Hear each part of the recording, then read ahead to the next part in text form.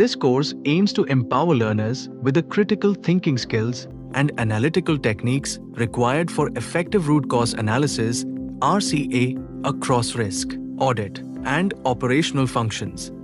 Participants will learn. Let's take a real-life example. Imagine a manufacturing company where a machine repeatedly breaks down.